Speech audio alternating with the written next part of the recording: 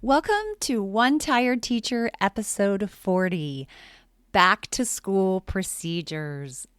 Teaching procedures. That's what we're going to be talking about today. And it's so important. It's like the most important thing that you can do when you are getting into back to school mode with your students. That and building relationships, which is also a huge top priority. And procedures is actually part of building relationships. So we're going to talk all about that today. You're not going to want to miss it. Hope you stick around.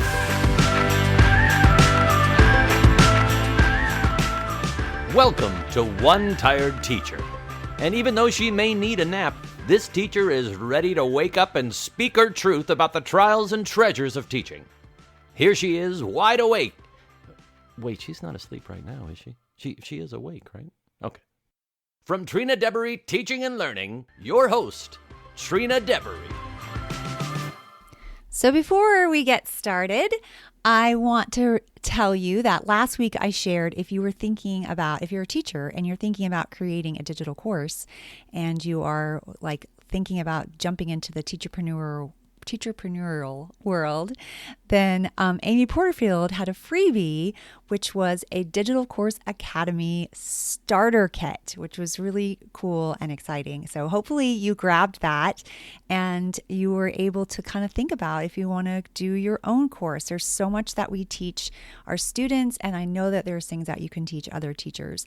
And Amy is the queen of creating digital courses. And today she came out with another freebie, and that is actually a small quiz on should you be creating digital courses. So if you're still on the fence, you might want to jump over and grab that little quiz and see what the results are. I'm going to link to both of these in the show notes.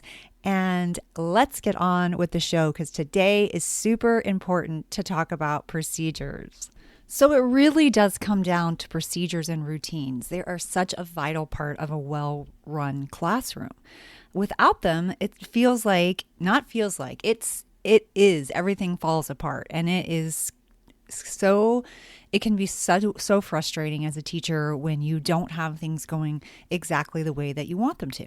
And every time in my teaching career that I had a part of the day that I didn't like, which was for me was the end of the day at one point, it was because I didn't have a procedure in place.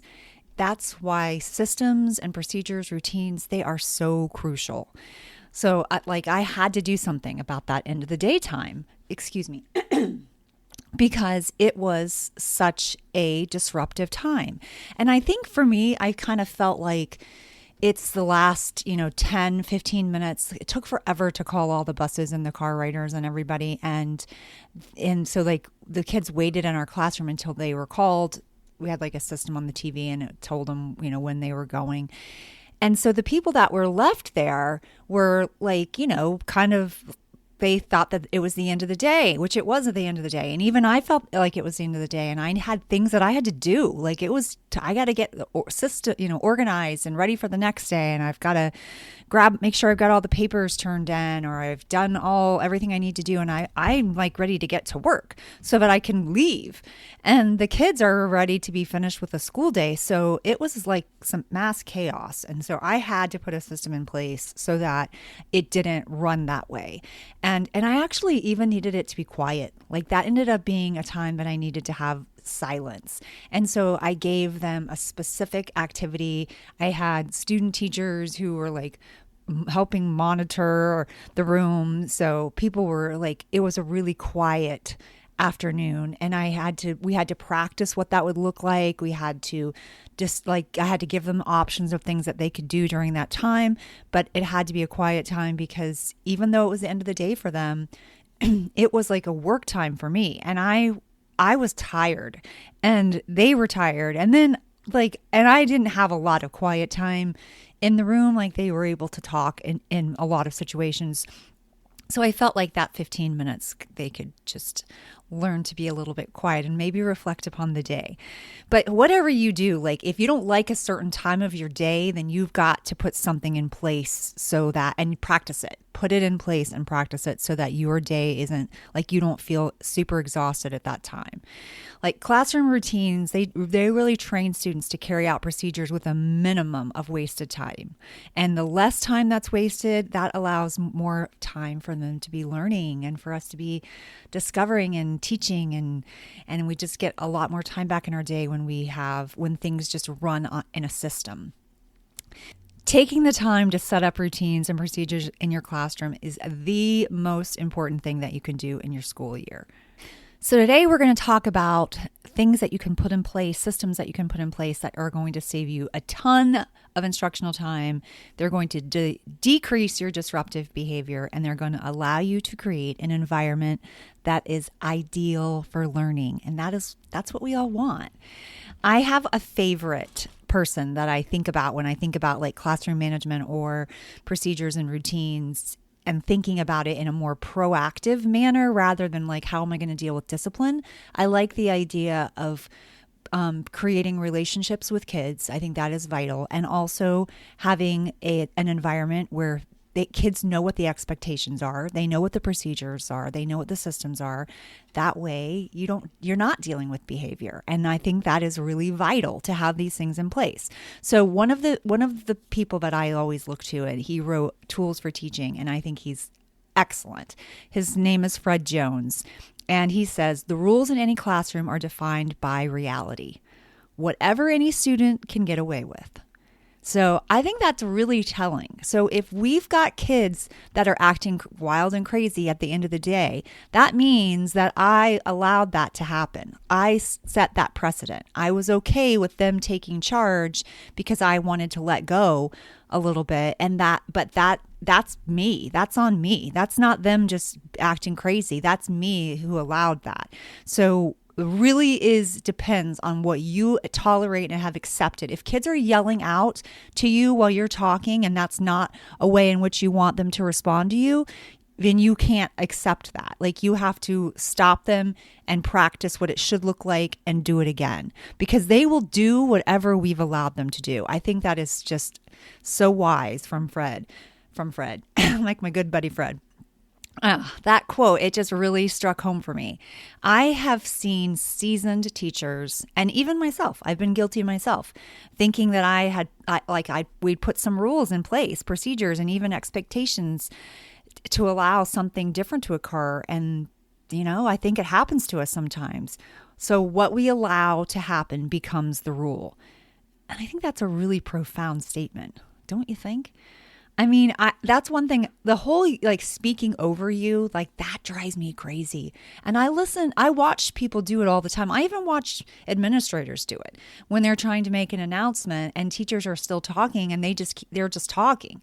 And I'm like, you are setting that precedent when you allow that. Like, when I've done trainings, I'm going to stop. I'm going to stop and wait, even if I have to stop and wait with adults, which sounds condescending, and I don't mean it that way, but we can't we can't accept for people to treat us that way and then expect them to treat us differently.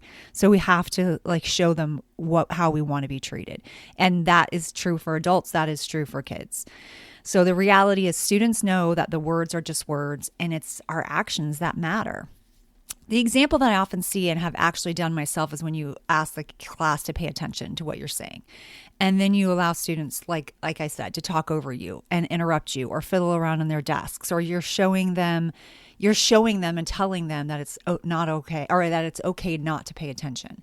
And I do think we have to be careful about the fidgeting situation, because I've learned a lot about kids and sensory issues and kids being able to concentrate better by moving. So I think we have to be careful. I think we really need to know our students. I think if they're playing around in their desk and they have no idea what you're saying or doing, I think they're distracting themselves because they don't really want to listen or be a part of it sometimes. So we have to be careful of that. But I also think we have to understand that some people are going to wiggle and fidget because it's difficult for them to sit there and listen for long periods of time. So that's another thing to pay attention to. We don't want to keep kids sitting and listening for long periods of time, because it can be very difficult for some kids. It can be really difficult for some parents. I mean, not parents, some adults. It can be difficult for parents too, but it can be difficult for adults. It's difficult for me, honestly. So I understand that part, but we definitely don't want to teach them with our words or with our actions that it's okay not to listen when we have something to say. So I think that we have to know the difference. Another really great person who talks about the first days of school, and he was a must read when I was a beginning teacher, Harry Wong, and I think it's Harry and Rosemary. I believe it's he and his wife that wrote the book. And he says, what you do on the first day of school first days of school will determine your success or failure for the rest of the school year. You'll either win or lose your class on the first days of school. And I think that is huge. That's why I was always like super stressed out if something happened that I couldn't be there on the first couple of days of school. I was like, oh no, my whole year is ruined. You definitely can get it back, but it's hard when you don't get to start with your class, because that's where you're setting up the expectations. That's where you're practicing procedures and routines. But I also think like if for some reason you're out, like you have to have a long-term sub, or you have an emergency or something happens, then I think you come in on the day that you are ready to come back and you act like it's the first day of school. You retrain any behaviors that you don't like. So another thing that Fred Jones says is the goal is to focus on procedure. What sets proactive people apart is not their goals and objectives, but rather their procedures. Proactive people know how to organize an activity in order to get things done. Reactive people either do not know how to organize an activity or are too lazy to go to the trouble. Consequently, they must react to the disaster that has been created by a lack of structure. Woo. I know that like hits you hard, doesn't it? I mean, and I've thought about that. Even for myself, I'm like, ooh, was I too lazy? I was too lazy to put a system in place at the end of the day. And I had all these excuses. And it comes down to, then I had to deal with the disaster that I created because I had a lack of structure. And I had to restructure it. It had to look different because I didn't want to be reactive. I wanted to be proactive. And I think being proactive, you can think a lot clearer when you're in a proactive mindset than you can when you are reacting to chaos. So I quoted Fred Jones and Harry Wong for a reason. They know what they're talking about. These two masters are setting a classroom tone for learning and effective classroom management. With a tone for learning and effective management, your role is 100 times easier. Let me say that again. Your role is 100 times easier. You actually get to teach without environment and control. You are in for a very rough year. It can be really difficult when you do not have systems, routines, procedures in place. And if you are new to teaching, or even if you have found yourself exhausted, even after a few days of teaching, then I highly recommend that you revisit Tools for Teaching. Now, Tools for Teaching is an easy read. Like, it's quick. It's funny. It has like a funny sense of humor, and it's just quick. It has some illustrations that make it like not as overwhelming as far as like an amount of content to read. You can get through it quickly. How to Be an Effective Teacher, The First Days of School by Harry Wong and Rosemary Wong is also an excellent book, and I haven't looked at it in a really long time. Now, Tools for Teaching I've gone back to again and again. The First Days of School I haven't gone back to in a long time, but I know that it is full of really good information. And I'm going to link to those. I'm actually going to link to those in the show notes because they are two excellent books, and I want you to be able to find them. I am going to link them to, and I am an affiliate partner with Amazon, so I am going to link them to that. But I'll get pennies on the purchase of it, but it's so you won't have to pay anything more, just so you know. All right, so let's get to it. So this is where I want us to really jump in with a plan. The first thing you need to do before the students come in is to stand at the front of your door or front of your room and look around. I want you to spend a lot of time preparing your room. Make sure that you have enough space. If you have crowding issues, resolve them. That can be that's like where the spaces can be a problem. Like if you're like you have nooks or crannies, that places you can't see, places that the students are not completely visible, those can sometimes be an area of concern. So look at your classroom, look around, really mentally picture how the layout and the flow of the room is going to go. So most teacher evaluations these days take into account your room arrangement. So keep that in mind when you're setting up your room. Where is your furniture going to go? Can you get around it quickly? Do you offer an alternative seating option for specific kinds of students? And I'm not talking about kids just sitting anywhere they want. I'm talking about having like optional seating, like flexible seating options, because some kids will do better if they are able to have a different option rather than just being at their desk at their seat. And you might have a procedure for that too, how they are able to go away from that or where they are able to move. And I think that the fewer distractions that you have in place for kids, like the better. And also remember that proximity, which is the distance between you and your students, is especially important, especially your high needs kids, your kids that require a lot of redirection or attention. It is key for you to be close to them. And I don't mean sit them next to you in a desk, because that is actually demoralizing. It's embarrassing. It's embarrassing for them. And I think our goal is not to humiliate kids. It's to reshape behavior. So yes, sometimes we have to, be like walk close to them when we're speaking so that they are listening more to us, or put a gentle hand on their our hand on their back or on their arm or something, and I'm talking about for elementary kids, where we just showing a loving, like caring way of just telling them I'm here. So, so those kind of things, proximity can be really huge. It can be key. So start with your plan of how you're going to set up your classroom, and really like keep those things in mind. And you want to keep two major issues in mind. You're going to want to be able to see all of your students at all times. Again, like if you have those nooks or private spots in your classroom, you're going to want to make sure you have a procedure in place for those areas and that you can get to them quickly, because you want to be able to get to any place in your room very fast. This takes a lot of practice and trust with your students. So if you feel leery of having any of these kinds of things, then open them up. And because things can happen in a blink of an eye. So we want to be really careful with that. Number two, you want to be able to get anywhere in your room with lightning speed. So you have to have pathways that are open. Don't block yourself off, especially from like your small group area to another area. Like don't block yourself. Like let yourself be able to easily get to all different areas in your room. Teachers who have fewer behavior issues move. They are right next to the ones who need a visual and physical reminder. And you really have to be able to work a crowd. So this is a huge, huge thing that you need to be able to do. And if you don't have room to move, you really need to rethink your setup. And another thing that Fred Jones says is the optimal room arrangement allows you to get from one student to any other student in the fewest steps. So keep that in mind. Now you're ready for your students to enter your class. So all of this is a procedure that has to be taught so that it becomes a routine. The thing you want to remember the most is that you have to teach it, you have to practice it, and you have to expect it. If it doesn't go the way you want, stop it and do it again. Do it 100 times if you have to. Like, if you don't, you're going to pay for it the rest of the year. You want to repractice. When I say you have to teach it, I don't mean you just have to say it. Like, I mean you have to show the kids what it looks like. You have to show them what it doesn't look like as well. Like, I often will give them I'll show them exactly what I want it to look like. I'll model it, like I'll actually do it. I won't just say it.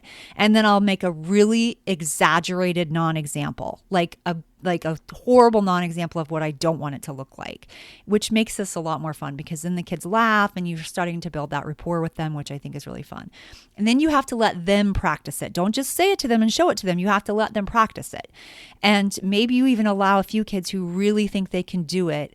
You let them model it for the class and you make a huge deal out of them doing it the right way. If they don't, then you're going to show them again and you're going to practice again. Then you're going to practice with the entire class. Now this takes a long time, but it is worth the front loading because it will save you a massive headache for the rest of the year. So keep practicing until it is seamless. Then review it once more before you move on to the next procedure. You want your systems to become a routine. Like a routine is when a procedure is so ingrained that it just automatically happens. Procedures and routines that you really want to think through. Here are some that you really want to think through before and prepare them before day one. First one is coming into class. This is your first impression. Every single day, you are setting the tone when kids are coming into your room. How do you want your kids to come in? Where do they go before they come into your room? Are they waiting in the hall? Do they wander in one at a time? These things are important for you to think about before the first day. We all know that too often there is socializing going on outside of your classroom, but you want your classroom to be a place to learn. You also want to have a community. So how much talking is going to be okay with you? It really depends on what you will tolerate and what fits in your personality. Because you still want it to be a warm, loving environment, but it also needs to reflect, let's get down to business. Most of the greats say greet your kids at the door. I find this works the best. I say hello in some kind of way to each child, and be careful about having really long conversations because you want them in and you want them ready to work. Although I do I have a friend who did an individual, they made up a handshake. Each child made up some kind of handshake or greeting, and she did it differently for every single child, and she had to learn all of them. And so when they came in, she did their unique thing with them every single day, and I thought that was so cool. And I was at first I'm like, takes a long time for your kids to get in, but it's kind of nice when they're trickling in. If they're if you have a procedure for what they're going to do next, what are they going to do when they get in? Where are they going to put their backpacks? And I'm going to get to that in a second. So you still want the rest of the experience to be a well-oiled procedure so that it becomes a routine. And then you can do some of those things where you're doing individual handshakes, because then they're coming in a little bit at a time. And what a fun way to build rapport with your students. And I think that's really cool. So on the first day, you may want them to be lined up by your door. So you're going to tell them to go straight to their desk, begin to work on their desk. And you're going to want something there. I like to have bell works, something there that I know isn't going, especially in the first day, something that I want them to be able to do immediately. And it doesn't have to be I don't want it to be a hard task, actually. I want it to be pretty self-explanatory, super easy, a little bit fun, something that they have to get started on. Even if it's drawing some kind of picture, I want them to have something to do right away to kind of set the tone and keep them occupied while I do some of those housekeeping things. But I don't want them to have to ask a lot of questions. I want it to be easy enough for them to be able to do. And it kind of gets you a little bit of information about the kids when you are first starting. So even if they have to, like I said, if they have to draw a picture or they have to draw a picture of what they did over the summer, something like that, write about it, anything like that. You want the task to show them that every day they're going to come in and they can expect to get started on something. If you want to do a soft opening, I think that's a really cool idea of having maybe a makerspace activity that the kids come into that's really engaging. So immediately they're engaged and discovering, and then you transition into the day. I never actually had a chance to try that out in my own classroom. So I'm really curious to how that works. So if you've done that or you're doing that, I would love to hear from you. I'd actually love to have you on and talk about that, because I think that's a really cool idea. And I'm so curious of how it would work. But for the first week of school and the first days of school, you want to make sure that you have good things in place so that they know exactly what to expect when they come in. You're also going to want to keep all of your supplies that they need on their desk or on their table. You want that stuff to be ready to go in the beginning. Now you're going to train them where they're going to put it, what you're going to do with that. If you have one thing for them to share? Do they have their own individual supplies? Like how, those are things to think through. But for the first day, you almost have to assume that nobody has anything. So I usually have a pencil on their desk or some crayons in the center so that kids can use them, or maybe even a pack of crayons for each student, depending on your budget and so forth. And so I have whatever they need so that they are not fidgeting or trying to find it, or they're not upset if they don't have it, because I don't want that part to happen yet when we are just kind of getting to know each other. So then these are some things that you can teach them, or these are some things that you want to think through exactly how they're going to go. So these are some considerations. All right. So where do you want their backpacks to go? Do they go in their cubbies? Are they going in the back of their chairs? Do they hang on hooks? Like, where are their backpacks? What do you want them to have out for you? Will they normally come in the room? Now, they're not going to do that on the first day because they won't know, but you're going to train them what to do. And then you're going to go back out and come back in like it is the first day of school again. Like it just happened, because you want them to know how to do this. So this is going to take some modeling. So here's some more considerations. So backpacks, where do they go? What do you want them to have out for you? Do they have a planner? Do they have a take-home folder? Do they have homework? Do they have notes? Like, what happens to that stuff when it comes in? Where do you want them to turn things in to you? Do you have a turn-in basket? Do you want it left on your desk?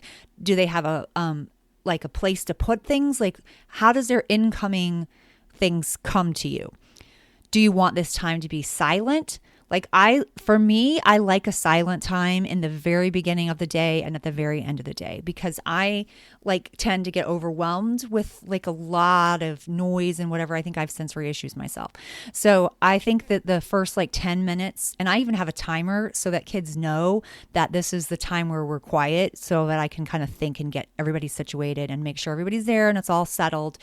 And so that's kind of what I like. Or I like to play some soft music so that they're thinking, they can think, but there's, something going on, but it's not like dead silence. So just think about how you want that. These are just considerations for you. Do you want them to be able to go to the bathroom? Are they allowed to sharpen a pencil? Can they get water? Like, what kinds of things are you going to let them do during this time? I usually want my kids to take care of their basic needs so that they're able to learn. So that part of the time is really they get to do those kinds of things. Will you provide bell work each day? And again, I highly recommend that. Fred Jones recommends that. Harry Wong recommends that. But I'm really curious about a soft start, what that would look like. Do you want them to have a folder or a system to get their own bell work out? Do you want that's something that I do. I provide bell work or a jump start for the first 2 weeks, because I want it just to be out on their desk, and I put it out on their desk at the end of the day after they've left the day before, every single day for 2 weeks, just so I know it's done. But then I start transitioning into, this is your bell work folder or whatever, and then I have a week or longer at a time stapled and ready to go. But if I was trying the soft start, then I wouldn't have to worry about bell work, and I would be able to allow them to come in and get a different kind of feel for the day. So, but I'm just telling you what I've done. So these are just things for you to think through. And then where are they going to keep this bell work folder? Do you want them to have a time limit on this? Is there a timer set and displayed to show them how much time they have to take care of their personal needs and finish with the bell work? What do you want them to allow? What are they allowed to do when they're finished? Do they read? Can they move away from their seat? Do they shop for new books? So these are just some considerations. And I don't want you to get stressed out by that. It's just things that you need to think through so that you can have a plan in place. Having a plan in place is crucial. So after carefully thinking through all the considerations that I just mentioned and any other that you can think of, then you're going to want to follow these procedures that I'm getting ready to tell you. I'm going to tell you 5 ways or 5 steps in order to teach your procedures. And I want to give you a tip. If something occurs that you did not anticipate, or you need to add a step to my 5 steps, or you need to teach it to them again, that's okay. You can always make adjustments. These are just suggestions. So this is 5 ways to teach your procedures. Number 1, model the procedure with visuals. So you want to show them what it looks like. You can even have pictures of this, like what it looked like from years before. You can do a PowerPoint presentation. Those are not my favorite, but some kind of visual. You want visuals. Show your students exactly how you want this procedure to look. You want to use glaring examples of what you want. Use your body to show and tell what you're looking for them and them. So if you are wanting them to be quiet, like put your hand over your mouth, or like you put your arm, like do some kind of motion for putting on your backpack, like something like that. Because if you're using your body, like a physical response with your body, then kids are able to remember things better. It's like a whole brain thinking or teaching kind of method. That's a whole nother subject, so I'm not going to go into that. Have each step written out with pictures. So this is very significant for visual learners, and you want to be able to refer to it as necessary. Use this guide while modeling. Like, you want to be able to look back at this. You might even want to have this up and posted so that kids can remember what to do. Number 2, check for understanding. Allow them to use the thumbs up or thumbs down for like high engagement responses to various scenarios. Do they understand? Thumbs up, they do. Down, they don't really understand. Sideways, they can put it if they kind of get it, but they're not too sure. And this gives you a really quick glance to see if they understand. Step number 3, repeat orally and with body motions. So now you really are making sure you're using body motions. So tell students again what to do. Use words and body motions to give them the steps as concise as possible. Allow students to use their bodies with you. For example, I might say step 1, and I might put my one finger up. Standing at the door, use your pointer finger to make sure that you know that you're on step 1, and then stand with attention.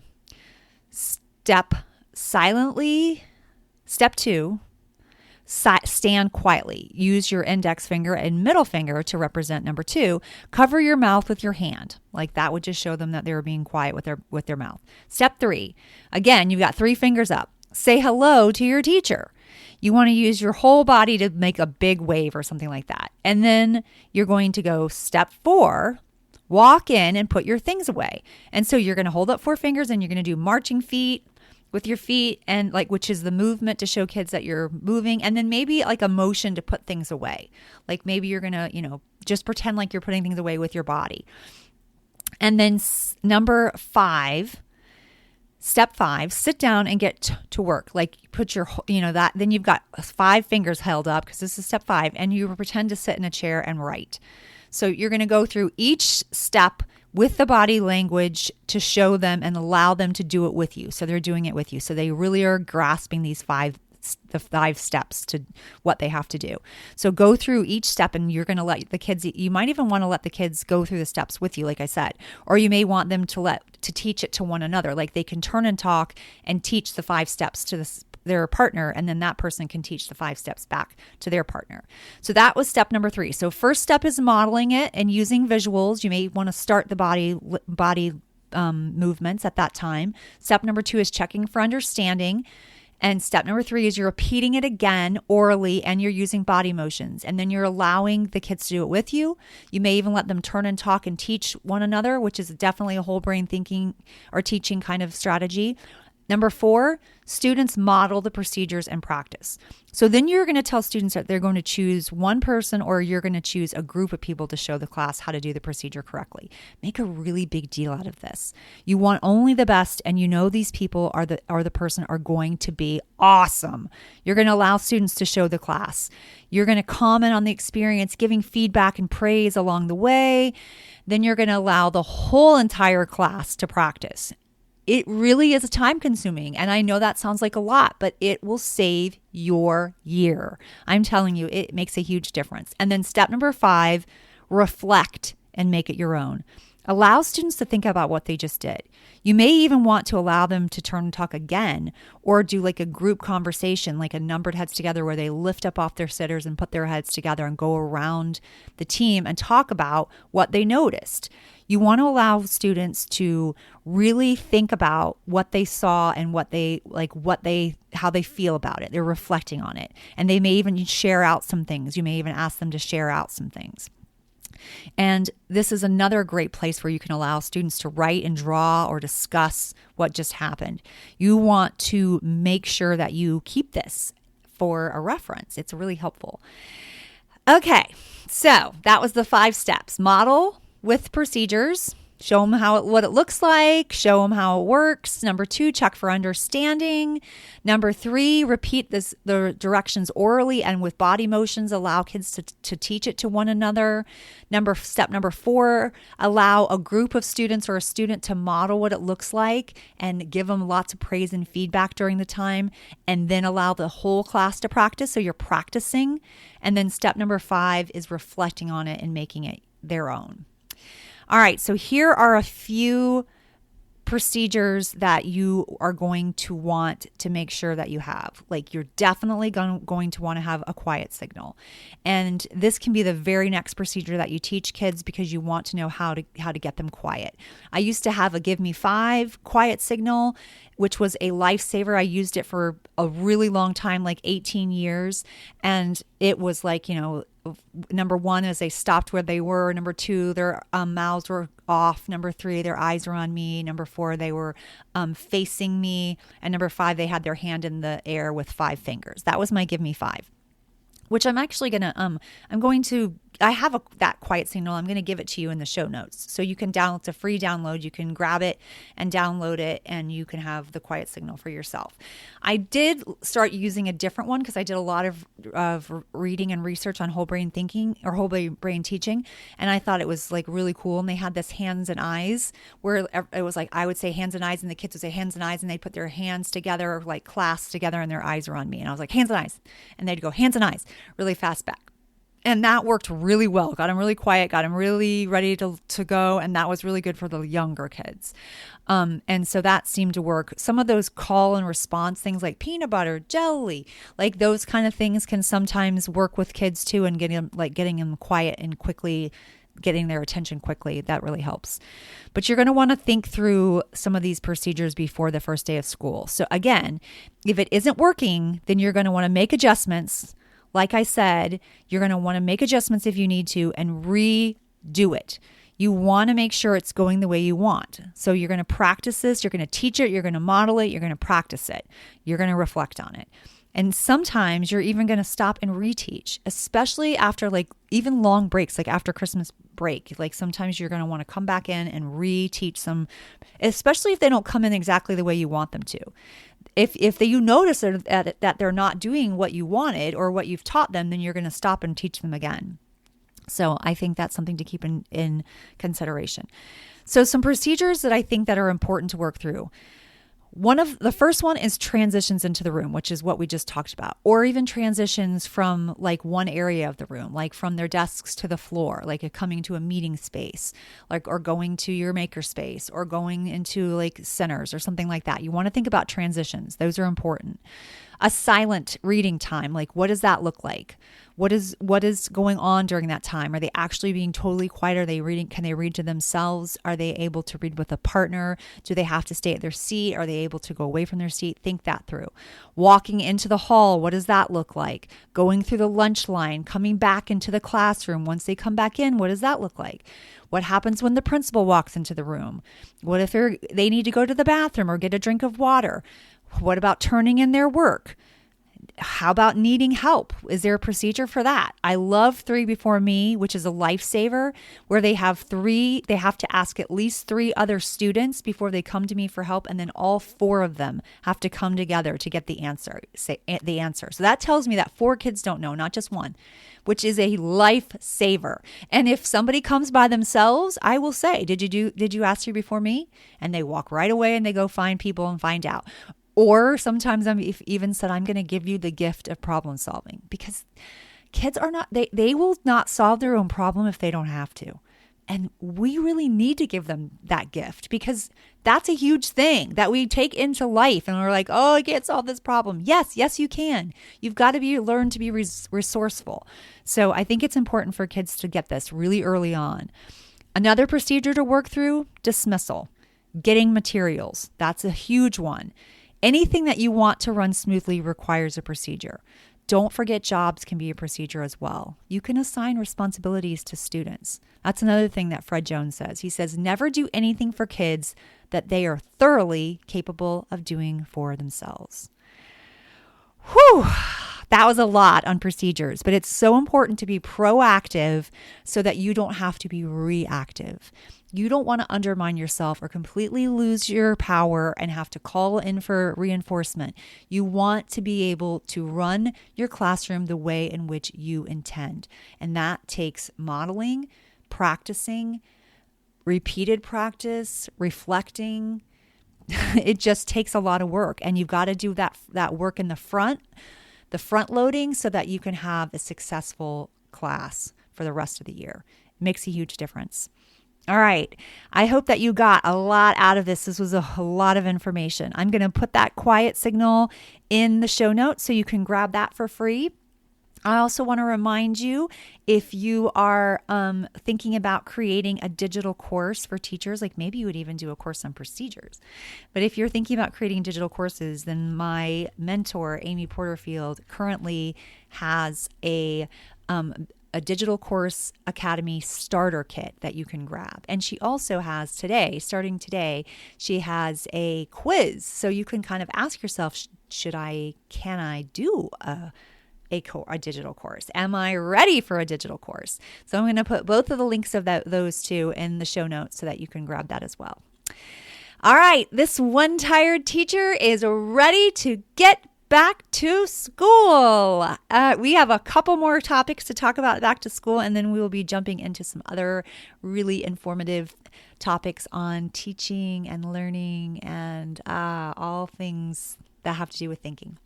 I hope that you are ready and you have a great year. I will see you soon. Until next time, sweet dreams and sleep tight.